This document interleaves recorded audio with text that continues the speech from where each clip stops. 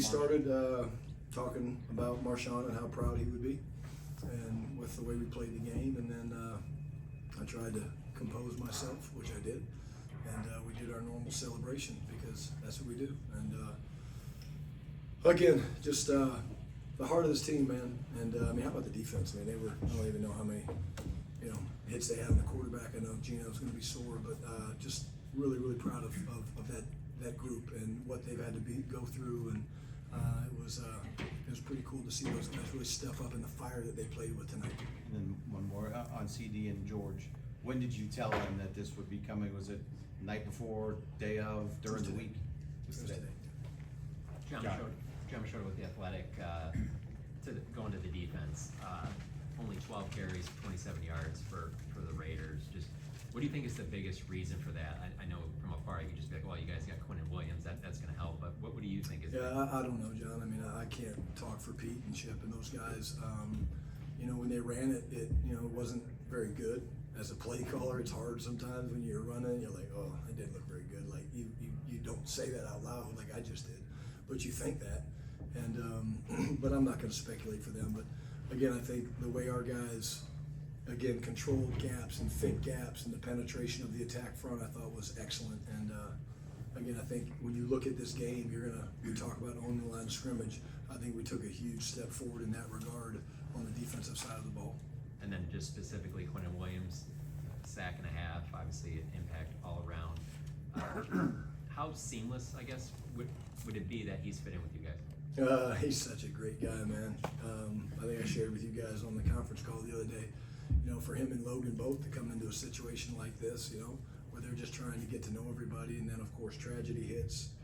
His demeanor never changed, his professionalism never changed. He's a man of faith, a man of high values, and just an incredible teammate. And the guys took to him. Not surprised, both those guys. They took to both he and Logan. And Q's really good. He's a really good football player. We should keep him. Tommy R, ScoutsCowboys.com.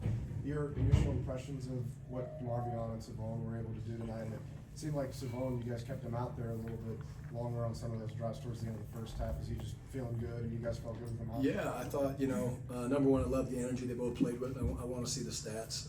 You feel Demo when he's out there, even when you're not watching. Like I'm kind of marking plays and just kind of glancing up at certain things, and you feel Agent Zero running around out there, which is great. And then, for Von, I mean, he played really well. He plays with confidence. He got one call for holding, which we told him, hey, don't worry about that. That's what happens when you're an aggressive corner. But I thought both those guys, really the energy of the entire group, was tangible, and just proud of that group. And they've taken their bullets. They've taken what they were supposed to. But again, I thought Flus and his staff did a great job with the plan. We talked about this game was going to be about execution. We kind of tightened things up. It wasn't the biggest plan of the year coming off of the bye and the distractions and the things that we had to deal with. So, I think, and that's good because it's going to be the way we're going to have to play these next couple of games with a short week with Philly and then a shorter week with Kansas City. You've talked a lot about your respect for Pete and what he did for your career. What was it like coaching against him for the first time? What'd you say to him pregame, postgame, things like that? I didn't see him pregame. Saw him postgame. We just had a chance to catch up. And again, he's been so good to me. And we just shared a few things. And he told me how proud he was of me, and I thanked him for everything he's done for me in my career. And I really do. And you guys know it. I model so many things after him. Go. Gilman, Henderson, Gilman, Mayor. Brian, the decision to have Dak take a knee 4 times, was a lot of that not only sportsmanship but respect for Pete Carroll? Absolutely, yeah. And I knew when they huddled, coming out their drive, I knew, of course, they were going to go for it on 4th down. But yeah, I wasn't gonna try to score there. Don't need to. Too much respect for the game. Too much respect for Pete. And again, walk out of here with a great win and a great team win. All right, Michael Robertson, Sports Radio Service. So, Coach, this is your first year you're coaching America's team, and this tragedy that happened, and then now you're out here in the entertainment capital of the world, and all eyes are on this game, Monday Night Football. So, how are you doing psychologically? I'm doing okay. I appreciate you asking, number one. We don't know each other. That's pretty cool you asked me how I'm doing. I'm doing good. I'm happy for these guys. I have my moments. I'll be lying if I said I didn't have some tears when I first put the shirt on, as you can imagine.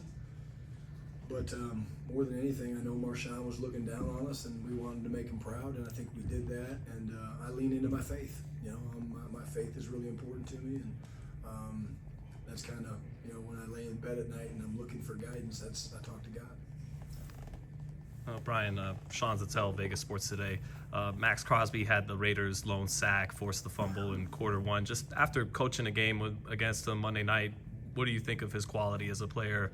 How do you assess him after I tonight's think game? he's an excellent player. I told him that afterwards. He was actually talking to Flus, and I felt obligated to interrupt and tell him how disruptive he is. I mean, he's so disruptive, and you literally have to game plan, not just the passing game around him, but the running game around him.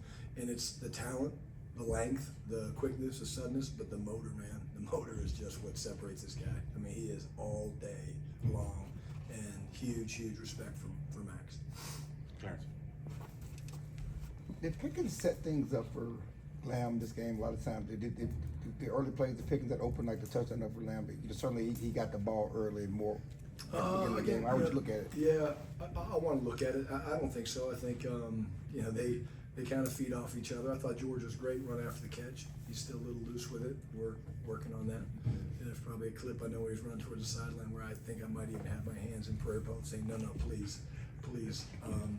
But I think the thing that jumped out was how they can affect the game even when they're not getting touches. You know, because you know these guys played a lot of different coverages, and I know why. They know why. It's because those two guys are out there, and we're very blessed to have those two guys. But I thought we knew the run after catch would be big in this game, and I think that's where you saw GP. You know, really, he was excellent today. Do you have to